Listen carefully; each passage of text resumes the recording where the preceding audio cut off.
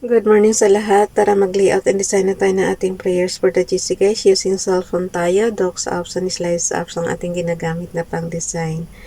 Today is 06 June 2024. Open lang muna natin yung ating docs apps guys. Asahan nyo na naman, mabagal na naman ako. Pag ganitong, kung kailan ka magmamadali, tsaka yan mabagal. Okay, type na natin 06. Ano ba font natin today? Punta muna tayo sa format menu. Ang ating font ay Courier New. Size 12, text color ay green, yellow green guys. Highlight color is parehong green eh. So, idadarken natin yung ating background. Okay. Skip na natin yan. X. Para lumabas kayo doon sa format menu guys, X nyo lang. 06. Tama ba?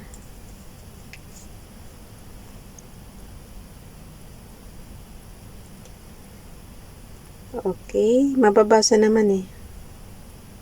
Kaya lang talaga yung courier nyo talagang malalayo ang agot. June 2024 from Family GC.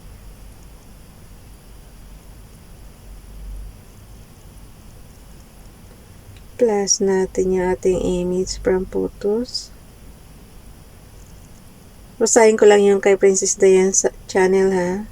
Ay, yung mga gusto nga palang sumali sa Family GC guys, paki-contact yung aming founder, Harry B. De La Cruz, or yung mga admins ko, founder Moti, admins Roger Pacatang, Aileen Samarin, Aiki Akma, Sarah Golingana ng Ilsa sa Amerikatang inyong lingkod, Ralph Lion Pag-vlogs, paki-subscribe na rin sa kanilang mga YouTube channel. Nako, hindi na naman to kakasya. Mahaba kasi. Tanggalin ko na lang yung hindi naman tayo marunong magsulat ng Hebrews eh. Ano ko na lang muna guys, edit ko muna sandali. Punta muna tayo sa ating gallery. Edit, crop. Kasi, ang importante lang dito yung prayers lang. Hindi naman talaga natin magagaya yung kanilang writings. Unless na pag-aaralan natin talaga. Pero ngayon kasi puro word lang muna yung pag-aaralan natin sa Hebrews. So, punta na tayo ulit sa ating docs apps. Tanggalin lang muna natin yung para magkasya lang guys, ginagawaan ko talaga ng paraan. Napakaliit kasi ng aking display. Napakaliit ng ng aking cellphone. So, i-add natin yung ating pinutol na this one. Okay, kasya na siya. And then, ito-type na lang din natin Princess Diane channel. Basahin ko lang ha. Kahit hindi ko na ituturo naman guys, naman eh. Alam ko naman gamay nyo na yung mga cellphone nyo. So, yung pagli-layout lang naman is nasa inyo pa rin yan kung paano nyo gagawin. So, katulad nito, ginagawa ko ng paraan. From Family GC.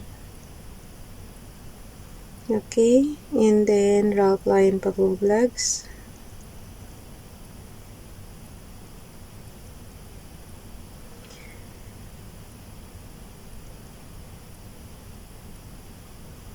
Then, size 8 yung ating spacing. Dati size 3 yan eh.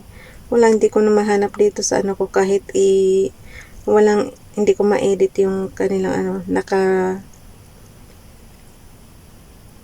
naka-read only na lang yung kanilang hanggang 8 na lang talaga. Hindi mo na siya ma-edit. So, gawin natin. Basahin na lang natin. Lagay yung cursor sa ibaba. And then skip tayo. On and off button and low volume button. Para basahin ko na lang sa inyo guys. Yan yung screenshot ha. Yun yung commands ng screenshot. On and off button and low volume button. Pagsabayan mo lang yun ng click.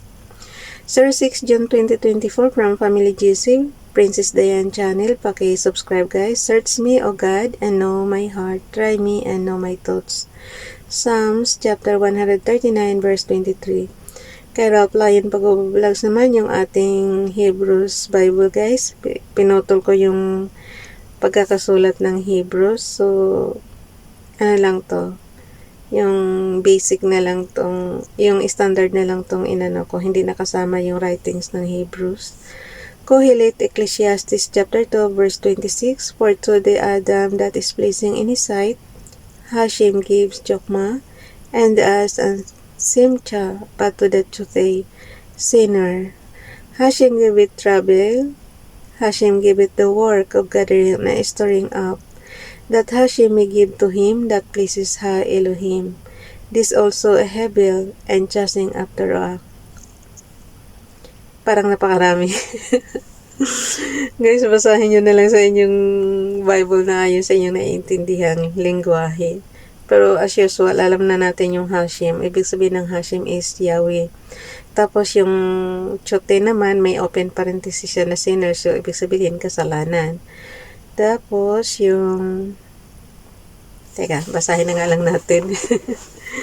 Ang Kohelet guys is mga ngaral yan sa Tagalog.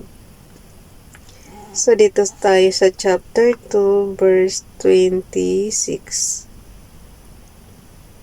Ang karunungan, kaalaman at kaligayahan ay ipinagkaloob ng Diyos sa lahat ng kinalulugdan niya. Ang makasalanan ay pinagtatrabaho niya at pinag-iimpok upang ibigay lamang ito sa gusto niyang pagbigyan. Ito man ay walang kabuluhan tulad lang ng paghahabol sa hangin. So, ibig sabihin ng hangin is ruach. Tapos, yung makasalanan guys is Chote. Hashem is Yahweh. Kohelet is mga ngaral. Ano pa? So, yun. Basahin nyo na lang yan sa inyong Biblia guys. In-screenshot na natin yan. Punta na tayo sa ating gallery. Isasama na natin yan sa ating repost prayers. Yung last year natin na prayer, dudugtungan natin na ngayon. Na ngayon na prayer. So, yun. Template lang ito kung paano kayo makikipag-usap kay Father God. Kung paano kayo magdasal, paano kayo humiling sa Kanya. Nasa sa inyo pa rin yan. Sarili niyong pakikipagharap yan kay Father God. Katulad ngayon, pagkagising natin. Ito kaagad ang ginawa natin. Nagbasa tayo ng Bible, konting dasal, konting pakikipag-usap, tapos konting hiling sa mga pangarap natin. Nakalista yung pangarap ko guys. Nakalista yan. And mayroon pa ako dito sa kabila. Ang dami hanggang number 9. Aywan ko na lang kung paano ni Father God gagawin yung matupad yung pangarap ko na yan. Pero sabi ko nga sa inyo, malaki ng gastos natin sa bahay na yan eh. Kaya siguro naman may awa na si Father God na matapos na yan. Lalo na't mag-ano tayo next year, mag-for good na tayo next year. So kahit paano, bigyan man lang tayo ng shelter ba sa probinsya. So yan lang naman pangarap natin. Yung buhay natin is, sabi nga sa Bible, 70 or 80 ang pinaka diba? Pinaka given na yan sa life natin. So, konting handa-handa na, alam ko naman yun. Hindi naman ako guys, hindi ako takot mamatay. Ewan ko ba? Kasi naman nasa Bible naman yan na lahat naman tayo talaga may katapusan. Yun nga lang, hindi natin alam kung anong edad tayo aalis sa mundong na to. Pero para sa akin is natural lang yan. Kaysa naman na maghirap ka pa sa sakit, 'di ba? Tapos payayamanin mo lang yung doktor. So mas mainam na yung yung kuhanin ka ni Father God, at least hindi ka na maghihirap sa mundo.